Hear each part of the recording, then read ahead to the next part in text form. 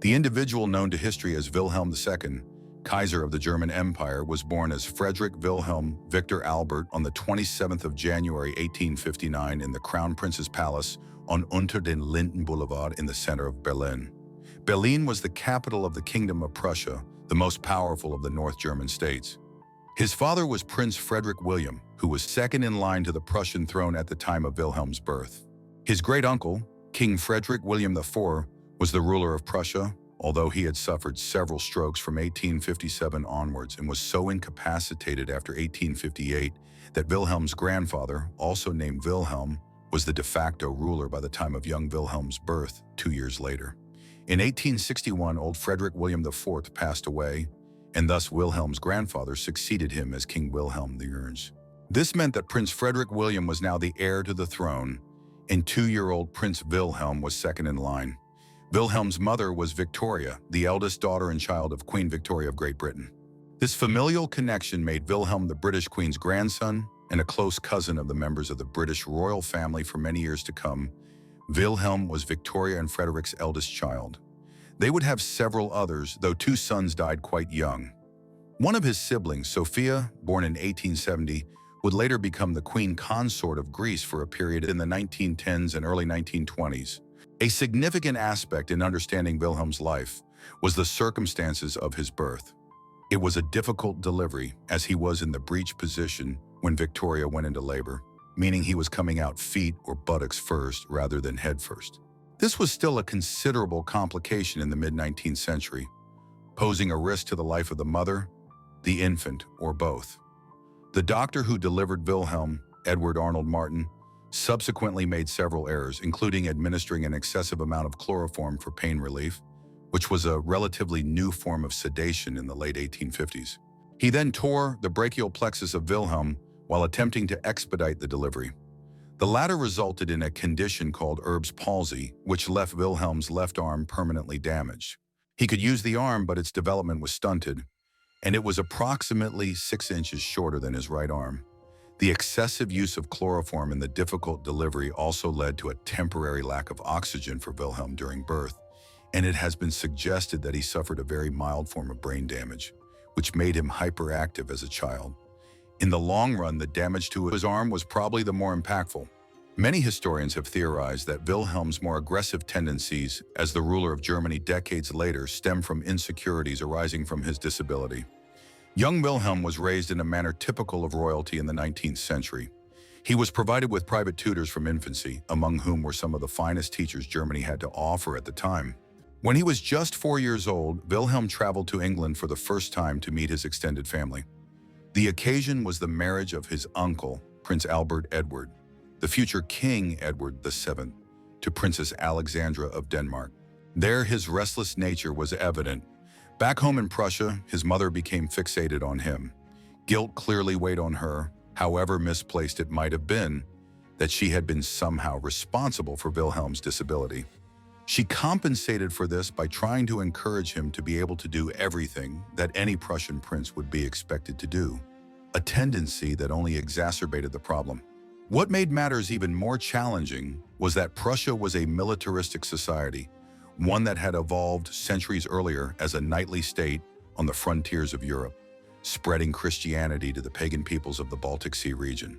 For much of the 18th and 19th centuries, the Prussian military was recognized as the most formidable army in Europe. The combination of being immersed in a military society while also being slightly disabled and having difficulties with both holding a gun and riding a horse would instill insecurities in Wilhelm that affected him throughout his entire life.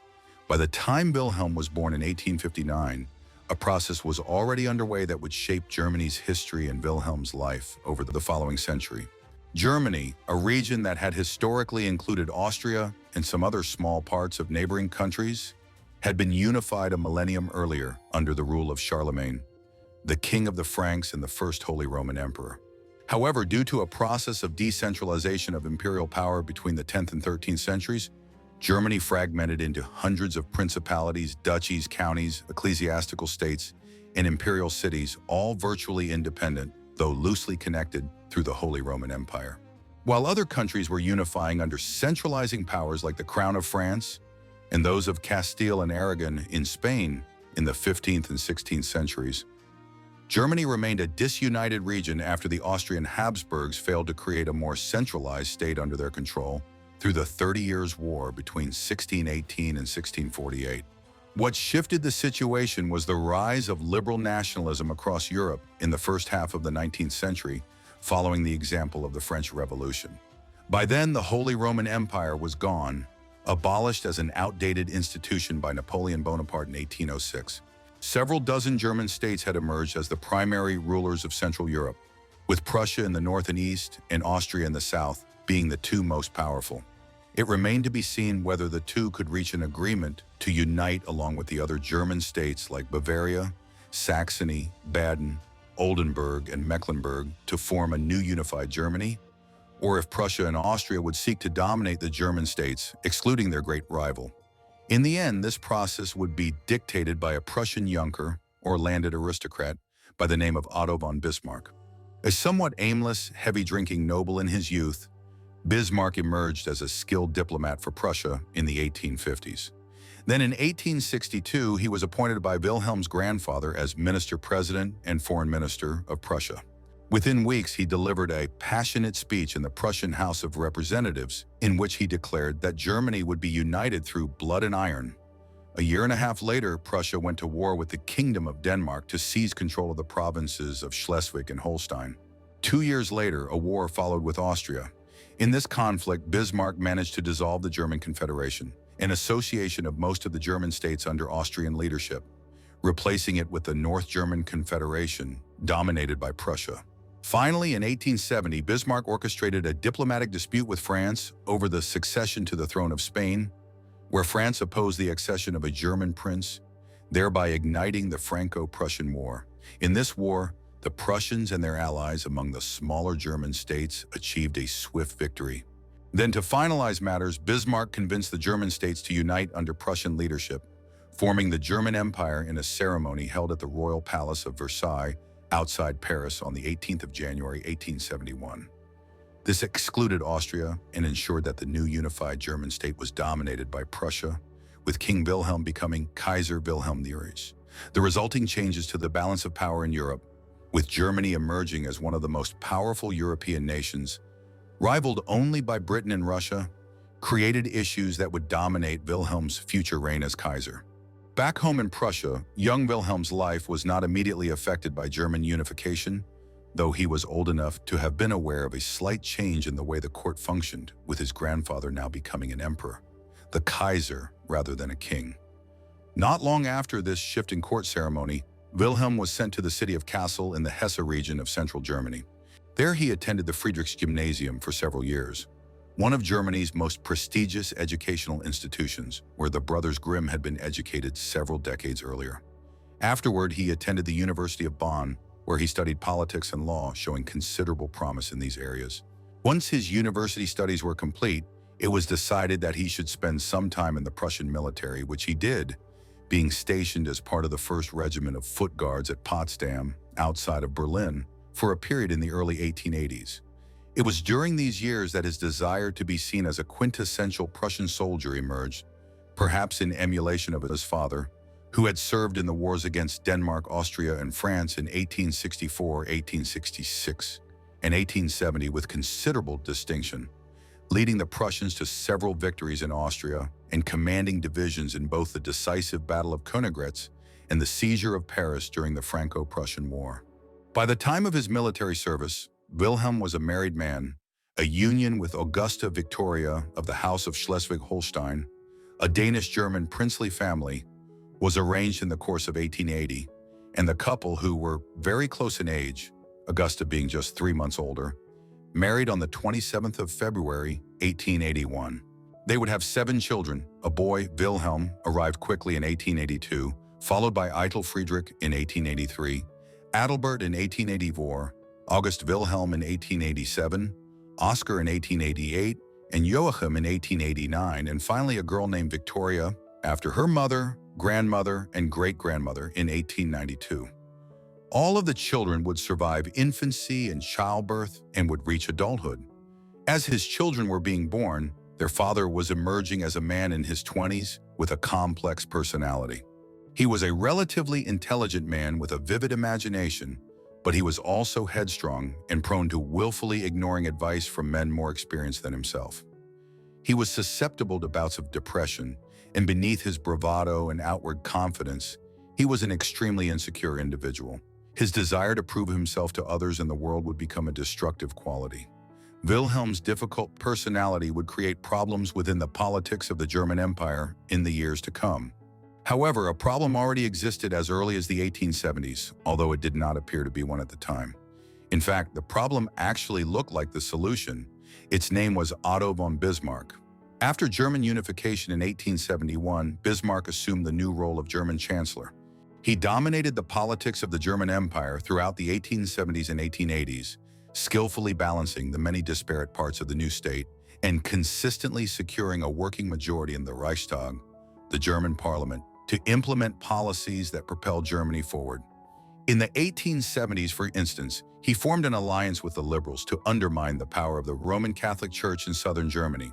Then in the 1880s, despite his aversion to socialist policies, he introduced a series of socialist measures to improve workers' rights and living standards, specifically with the aim of counteracting the development of any radical socialist politics in Germany. He was undeniably one of the most brilliant statesmen in modern history, and this was the problem. He turned 70 years old in 1885 and could not be expected to rule and govern indefinitely. Furthermore, Wilhelm was not inclined to essentially delegate all power to an iron chancellor once Bismarck was gone. The diverse political groups and constituencies within Germany would become far more challenging to manage without Bismarck. Bismarck would not simply fade away, instead he would be dismissed in his mid-70s. The precursor to this was the events of 1888, the so-called Year of the Three Emperors in German history. And so it was that Wilhelm succeeded as Kaiser Wilhelm II in the midsummer of that year at the age of 29. Wilhelm's accession to the throne did not automatically lead to Bismarck's dismissal, yet there were immediate and clear problems. Firstly, Wilhelm was much more determined to exert control over government affairs, whereas his grandfather had spent 3 decades trying to delegate as much responsibility as possible to Bismarck. Secondly, Wilhelm disagreed with the cautious foreign policy that Bismarck had pursued for years.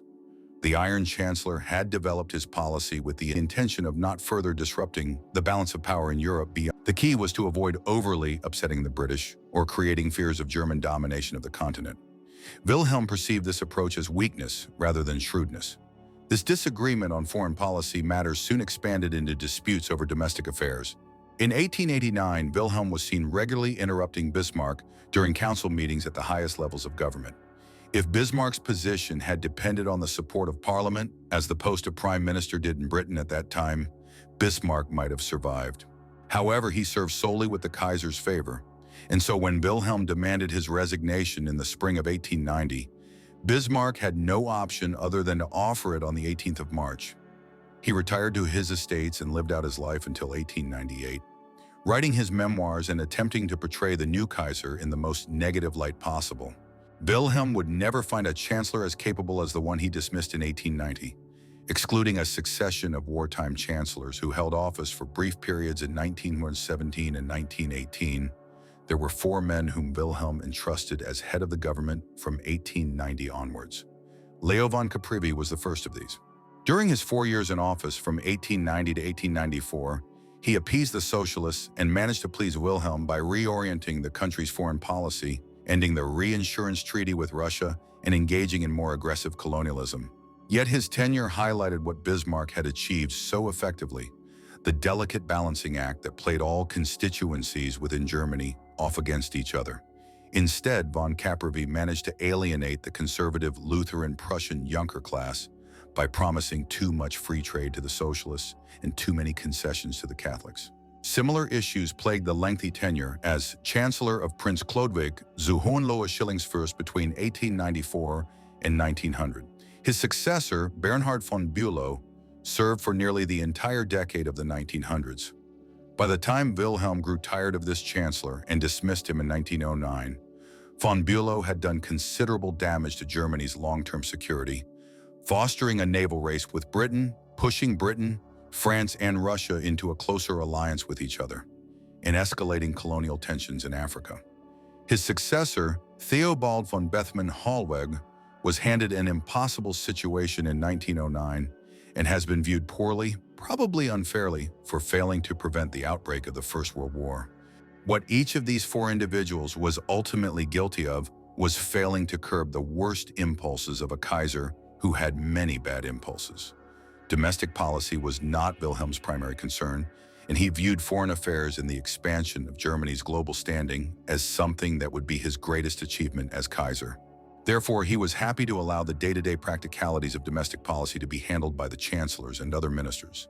They were aware that Wilhelm favored what is known as Sammlungspolitik, an idea that translates as collection politics. This concept advocated for bringing disparate groups within Germany together in unity to further the national agenda internationally. In short, it was a prototype of the kind of corporatist politics that fascism would make widespread in Europe in the 1920s and 1930s. What it meant in practice was that an eclectic range of policies were pursued to try to please everyone. Socialists, for instance, were given socialist concessions, even though Wilhelm leaned to the far right in terms of his societal and economic politics. However, this approach was not handled with the skill that Bismarck had demonstrated in the 1870s and 1880s, and in the end, the younger agricultural class ended up gaining too much control over domestic policy, creating similar tensions that would erupt violently within Germany from the late 1910s onwards. Historians have long speculated about the psychological factors that might have influenced Wilhelm's approach to being Emperor of Germany. A significant proportion have concluded that his disability, combined with his father's distinguished military service and his grandfather's legacy as the unifier of Germany under Prussian rule, had fostered insecurities in Wilhelm, which he compensated for by presenting himself as a militaristic ruler. Over the next quarter of a century, he would strive to establish Germany as a great military and imperial power. Bismarck had always opposed Germany entering a rapid race to acquire overseas colonies in Africa, Asia, and the Pacific, arguing that these were of little value compared to Germany's growing domestic industries, and that participating in the scramble for Africa would only lead to diplomatic tensions with Britain and other nations. Yet even the Iron Chancellor had been unable to prevent German enthusiasts for empire from acting on their own initiative. And in 1884 and thereafter, German colonial companies acquired land concessions in Africa and on some of the Pacific Islands. Wilhelm encouraged this activity after coming to the throne, and by 1900, the German colonial empire included German East Africa, a large territory encompassing modern-day Tanzania, Rwanda, and Burundi, German Southwest Africa, approximating to modern-day Namibia, German Cameroon, covering parts of Cameroon, Gabon, and other small parts of the Central African Republic and the Congo. While in Asia, the Germans acquired much of the island of New Guinea, some of the Solomon Islands, and the islands of New Britain and New Ireland, then known as New Mecklenburg and the Bismarck Archipelago. This colonial expansion, as we will see, would soon create the kind of tension with France and other nations that Bismarck had predicted, while also leading to the earliest genocide of the 20th century. In assessing his desire to build Germany into a major colonial power, part of the policy he pursued was known as Weltpolitik, meaning world politics. Wilhelm's racial and religious views are important to consider. They were not overtly extreme for their time, though they would certainly be considered so today. He held a belief in the basic superiority of white Christian men, but in the second half of the 19th century, this was completely normal in Europe and the Americas. It was a common feature of European activity in the world, and one would have heard similar things being expressed in the corridors of power, though perhaps more subtly in places like British Delhi and Cairo, French Algiers and Hanoi, Italian Tripoli, and Belgian Leopoldville. These racial views would directly shape German foreign policy. In the summer of 1900, an 8-nation alliance was formed, consisting of Germany, Britain, France, Russia, Austria-Hungary, Italy, the United States, and Japan, to send a large expeditionary force to China to combat the Boxer Rebellion, which had erupted as a form of anti-imperialist revolt in the Far East. As the German expedition was preparing to set sail from Bremerhaven, near Bremen in northern Germany, on the 27th of July 1900, Wilhelm gave an infamous speech referred to as the Hun speech. Here he compared modern-day Germans to the Huns, the Asiatic people who had descended into Europe in the 4th century AD, and who, under their warlord Attila the Hun, built a huge empire across a significant stretch of Eurasia in the 5th century AD, one that virtually brought the Roman Empire to its knees. Then he declared, "If you come before the enemy, he will be defeated. No quarter will be given, prisoners will not be taken. Whoever falls into your hands is forfeited." Just as 1,000 years ago, the Huns under their king Attila made a name for themselves, one that even today makes them seem mighty in history and legend. So may the name Germany be reaffirmed by you in such a way in China. These racial views of Wilhelm were not merely speculative or theoretical statements that lacked real-world consequences. In 1901, Wilhelm humiliated the Chinese government by insisting that Prince Chun, the future regent and father of the last emperor of China, travel around the world to Germany to apologize for the death of Baron Clemens von Kettler, a German diplomat in Beijing at the height of the Boxer Rebellion. Much more nefariously, a few years after Wilhelm delivered the Hun speech in 1900, matters took decidedly darker turn in German Southwest Africa, the region corresponding with modern-day Namibia. This vast territory was over 1.5 times the size of the German Empire in Europe. Despite its sheer enormity, the Germans were attempting to govern it with only around 25,000 German administrators and colonists. An additional 1,500 or so Afrikaner or Boer settlers had migrated to the region from South Africa. Beyond these, there were over 150,000 native inhabitants in the colony, belonging to the Herero, Ambo, and Nama or Namaka peoples. The Nama, though numerically the smallest group, had rebelled several times in the 1890s against the encroaching German colonial government. The Herero soon joined them in these insurrections. One revolt in the initial weeks of 1904 was particularly disruptive, leading the German governor, Lothar von Trotha, to initiate a genocidal campaign against the Herero and the Nama.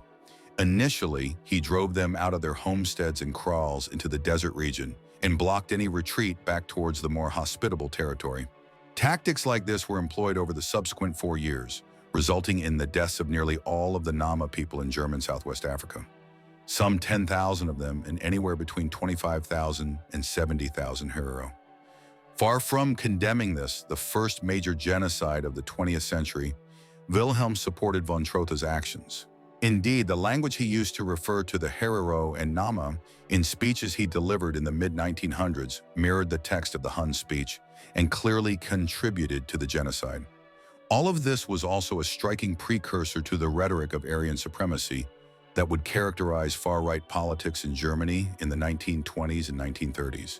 The 1900s witnessed a number of events that significantly impacted Wilhelm's state of mind. Through a combination of these, the initial enthusiasm he had displayed for government in the 1890s waned, and he became a less interventionist figure in the politics of Germany. The first such incident occurred on the 6th of March 1901. While riding through the streets of Bremen during a visit to the city, Wilhelm was attacked by a mentally unstable individual named Dietrich Wieland. While it might be an overstatement to call it an assassination attempt, Wieland was clearly deranged, seemingly had no major motive, and his method of attack was to throw an iron fish plate at Wilhelm's head. Nevertheless, the object struck Wilhelm in the face and left a 1.5-inch scar. Under different circumstances, it could have blinded him. In an era when powerful European leaders were known to be assassinated, for example, Tsar Alexander II of Russia, having been killed in 1881 when bombs were thrown at his sleigh in the streets of St. Petersburg by political extremists, the incident in 1901 cannot but have made Wilhelm more cautious about his personal safety. More troubling were the developments of the period from 1907 to 1909. Wilhelm was at the center of 2 major controversies during these years. On the 28th of October 1908, an infamous interview Wilhelm had given to a British Army officer, Edward Montague Stuart Wortley, appeared in print in the pages of the Daily Telegraph. Not everything in the interview was accurate. However, the German government had failed to adequately check the text and had approved it for publication when sent a copy prior to printing. In it, Wilhelm had referred to the English as being quite mad as March hares, while also making numerous other unwise statements about other nations and international diplomacy. For instance, he implied that both France and Russia, who were allied with Britain by 1908, had tried to encourage the Germans to intervene in the Second Boer War fought in South Africa between 1899 and 1902, Germany having troops nearby in German Southwest Africa. The article was clearly sensationalized, Yet that did not prevent it from causing significant damage to Wilhelm's reputation. This all occurred amidst a long-running scandal within Germany between 1907 and 1909. It centered on the person of Prince Philipp zu Eulenburg.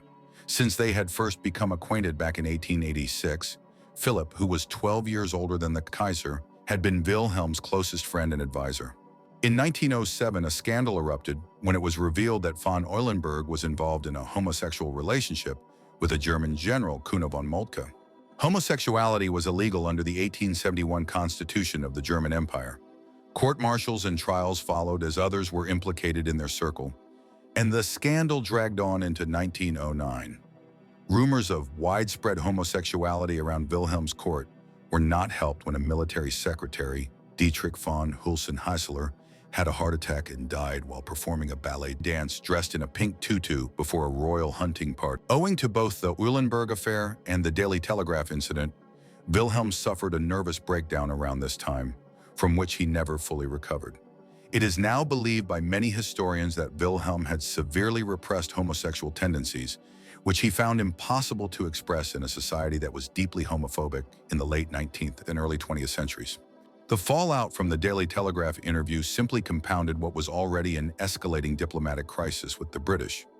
As early as the 1890s, the German Admiral Alfred von Tirpitz had been encouraging Wilhelm to begin expanding the German fleet in the hopes of one day rivaling the British Royal Navy. Wilhelm was in agreement, and German spending on battleships, frigates, and gunboats increased year on year. By the 1900s, Britain and Germany were in the early stages of a naval race, with Germany building 3 battleships every year. With the announcement of the completion of the first dreadnought, the cutting edge of naval military hardware, by Britain in 1906, a new supplementary funding bill was fast-tracked through the Reichstag to increase the number of battleships being completed each year from 3 to 4, an act that finally brought the naval race onto the front pages of newspapers across the Anglophone world. Little surprise, then, that Britain was drawn into an entente cordiale with France in 1904 and was moving closer to Russia diplomatically.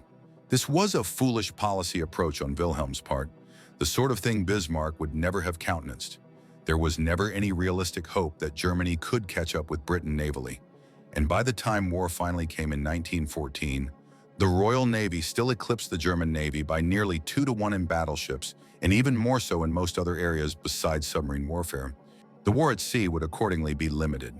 All that the naval race achieved was to further alienate Britain from Germany when the Kaiser's government should have been focusing on its strengths as a land power, with the most effective military on the continent.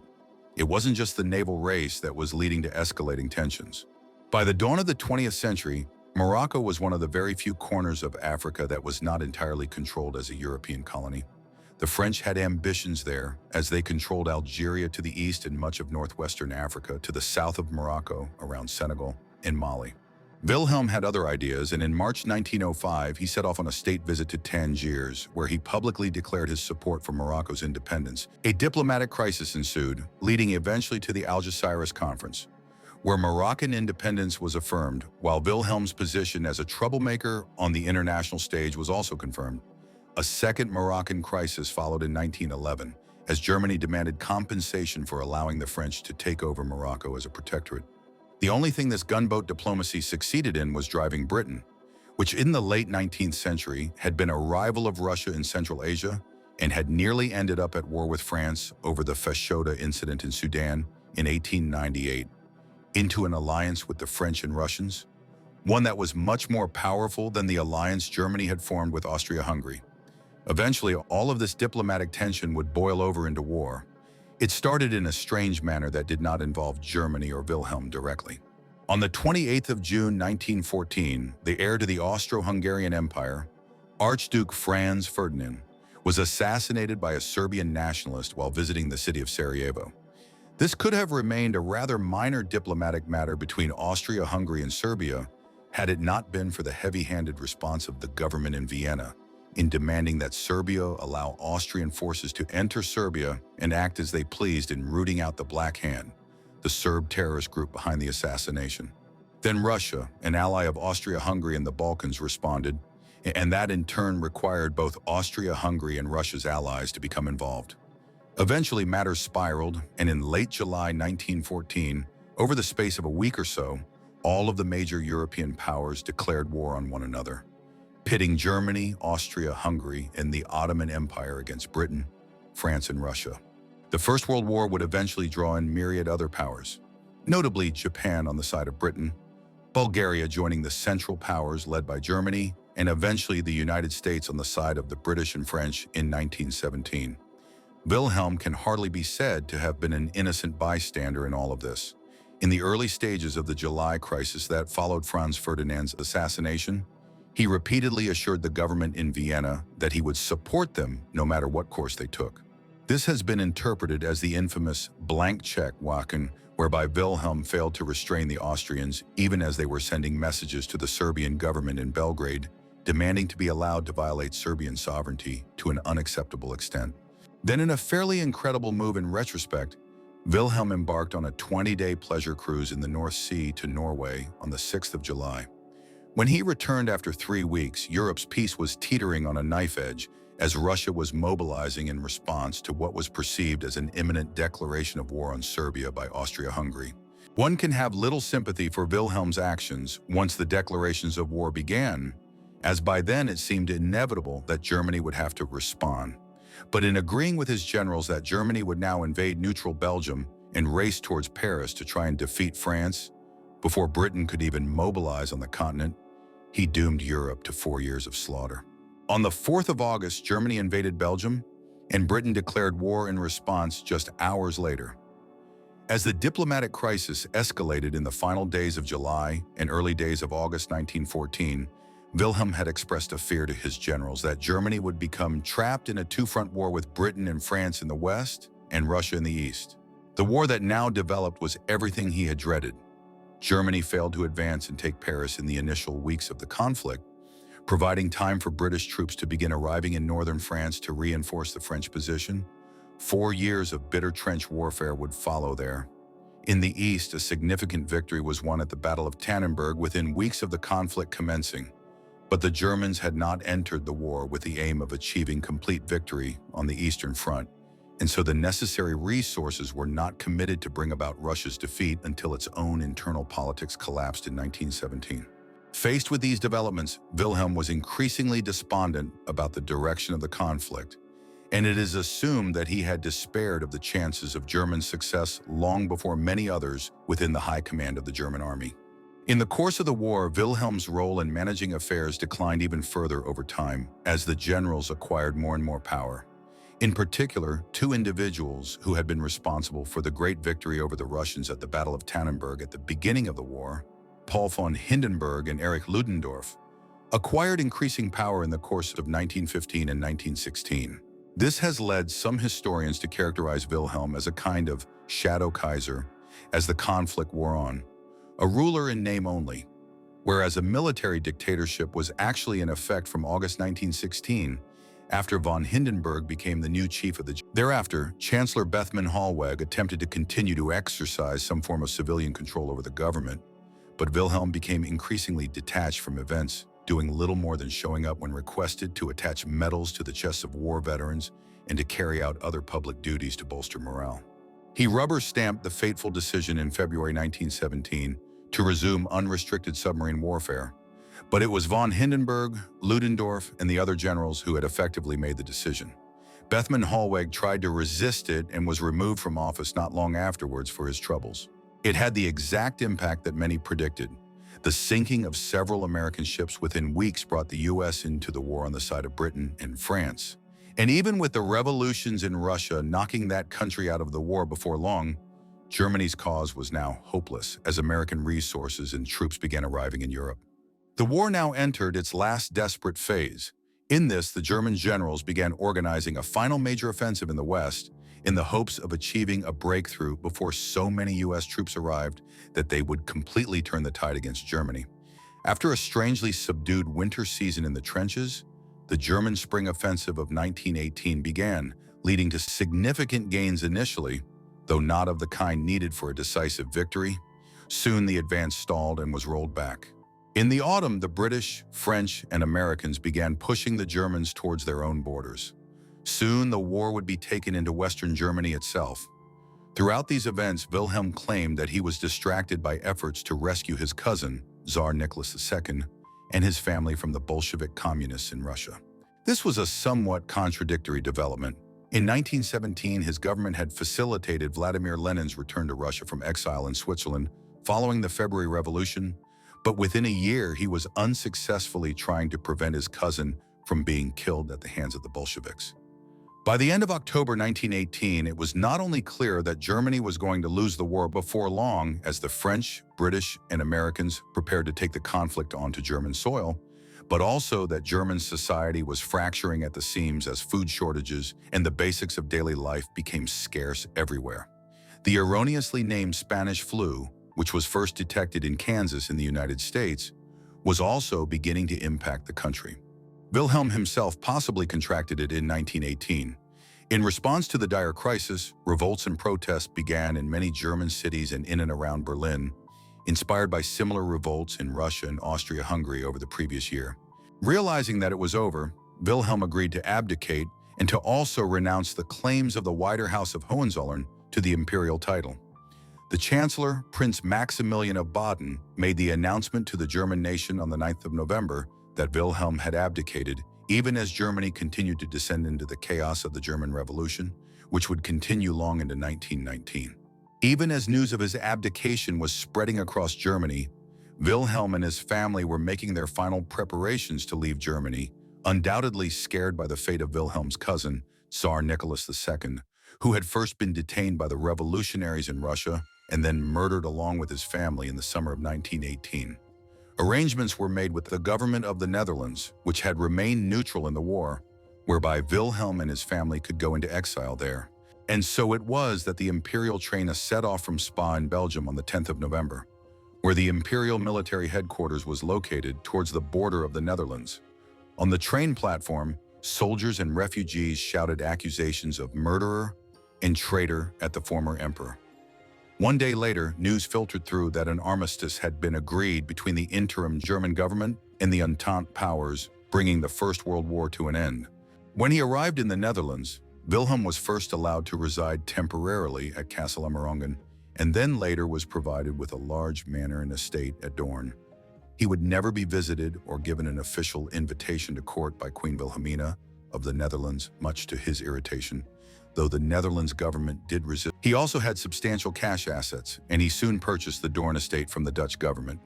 While a large number of castles, properties, and estates in Germany continued to belong to the Hohenzollerns under the Weimar Republic that was established there in the course of 1919. Without any financial worries, he embarked on something of a literary and scholarly career. For instance, he developed an interest in ancient Greek archaeology, working on vacations spent at the Achillean Palace he had purchased on the Greek island of Corfu back in 1907. Much of this written output, though, was self-serving. He began to work on his memoirs while at Doorn, and these were clearly designed to exonerate himself and justify his actions as Kaiser as much as possible. In fairness to him, in a post-war environment where Germany had been blamed entirely for causing the war by Britain and France, and he in particular had been vilified for years as the Germanic warlord who had instigated the chaos, some pushback on Wilhelm's part was probably somewhat justified. Wilhelm's personal life in the Netherlands also took a significant turn. His son Joachim, a competent military officer and a figure who had been considered as a possible king of several countries during the war, took his own life on the 18th of July 1920 in despair over the combined effects of the collapse of the imperial regime in Germany, a divorce from his wife, and financial difficulties. This in turn led to a precipitous decline in his mother, Wilhelm's wife's, health, and she died less than a year later in the late spring of 1921. Her body was repatriated to Germany and buried at Potsdam near Berlin. Because Wilhelm was prohibited from returning to Germany, he could only accompany her coffin to the border. Devastated by her loss, Wilhelm found some comfort in letters sent to him from the family of Princess Hermine Royce of Gries. He invited them to visit him at Doorn and soon married Hermine in November 1922, despite her being 28 years his junior. They had no children together, though it was a warm family environment at Doorn, as Hermine had 5 children from her first marriage to Prince Johann of Schönau-Carolath, who had died in 1920. One could even call it a pastoral existence in the Dutch countryside in the years that followed. with Hermine and Wilhelm both writing memoirs, learning to speak Dutch, and Wilhelm even becoming a lumberjack, cutting wood on the estate as a hobby and providing it for free to the poorer locals in the Netherlands.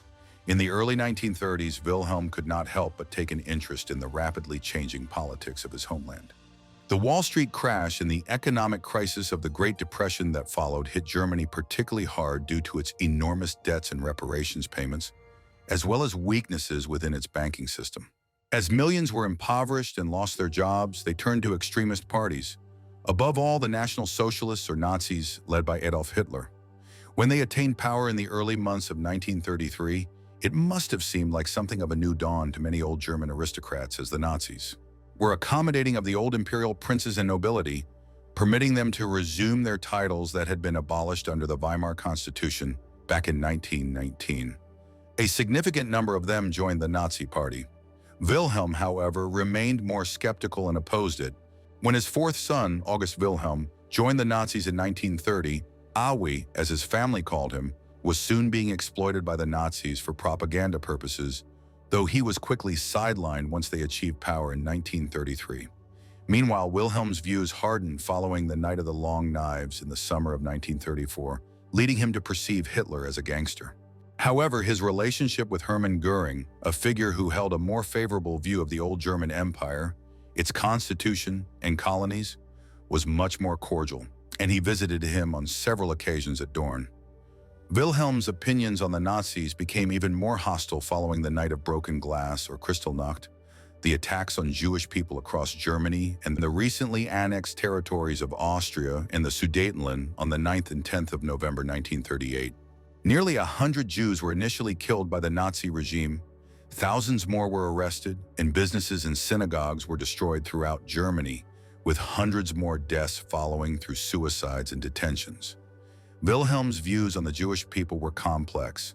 He had absorbed much of the anti-Semitism that had become particularly virulent in Europe in the late 19th and early 20th centuries. Yet at the same time, he had a number of associates and even friends over the years who were Jewish, notably the German industrialist Walter Rathenau. He expressed his disgust at the Kristallnacht attacks and derided his son Aui for indicating his support for the Nazi actions. Although this sharply contradicts statements made by Wilhelm years earlier about being in favor of pogroms against Germany's Jews. The latter statements were made in November 1918 when a year and a half later, in the twilight of his life, Wilhelm found himself in a more conflicted position when the Nazis commenced their successful invasion of the Low Countries in France in May 1940, after the inception of the Second World War the previous September.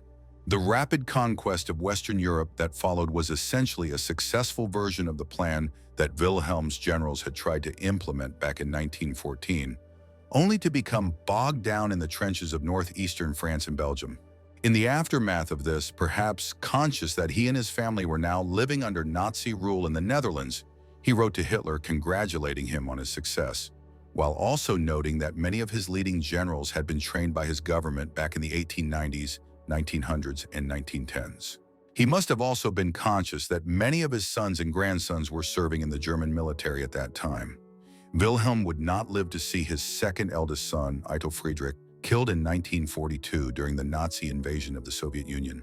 On the 4th of June 1941, Wilhelm suffered a pulmonary embolism at home in Dorn and died at 82 years of age. Wilhelm had outlined in his last will that he wished to be laid to rest in the Netherlands and not return to Germany unless the monarchy was restored in some fashion in the future. He also stipulated that he did not want any Nazi involvement in his funeral. One wish was honored, the other was not. His funeral took place in the Netherlands, but Nazi swastikas and banners were prominently displayed as the regime made the most of the event, despite Hitler's loathing of a figure he viewed as largely responsible for Germany's defeat in the First World War. A mausoleum, though admittedly a relatively modest one, was erected on the Kaiser's estate in Dorn to house his remains, and it remains a venerated site for German monarchists down to the present day. The House of Hohenzollern is alive and well today, though the basic law of the Federal Republic of Germany, established in 1949, prohibits any calls for a monarchy to be restored. Much of the family's estates in eastern Germany were seized by the Soviet Union after the war, while Post-Dorn in the Netherlands became a national museum. Georg Friedrich, Prince of Prussia, Wilhelm's great-great-grandson, is the head of the family line today. Wilhelm II was one of the most significant and controversial figures in the history of modern Germany. Assessments of his reign have varied considerably. Traditionally, he was perceived as having instigated the First World War as part of his efforts to elevate Germany and dominate the continent. Revisionist historians in the late 20th century sought to reappraise this view, arguing that Germany was not as solely responsible for the outbreak of the First World War as many nations contended back in the 1910s. There is some truth to this, and few historians today would argue that Germany was exclusively responsible for the war. But these reassessments aside, there is no doubt that Wilhelm was an incredibly destructive character. He possessed a dangerous combination of being extremely ambitious and also not being anywhere near as intelligent as he believed himself to be.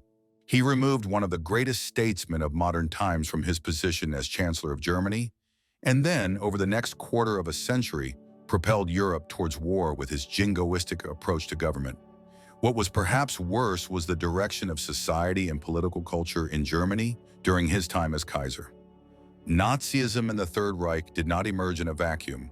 There were serious problems that arose within German society in Wilhelm's era that foreshadowed it, whether it was the drift towards radicalism domestically or the orchestration of genocide in Namibia in the 1900s. While Wilhelm might have been critical of the Nazis later in his life, he bears a considerable amount of blame for the terror visited on Europe in the first half of the 20th century. What do you think of Kaiser Wilhelm II? Is he largely responsible for the horrors of the First World War and the genocidal conduct of Germany and Africa, or were other factors to blame, namely Franco-British opposition to the rise of Germany and structural flaws in the political system created by Bismarck in the 1870s and 1880s? Thank you very much for watching.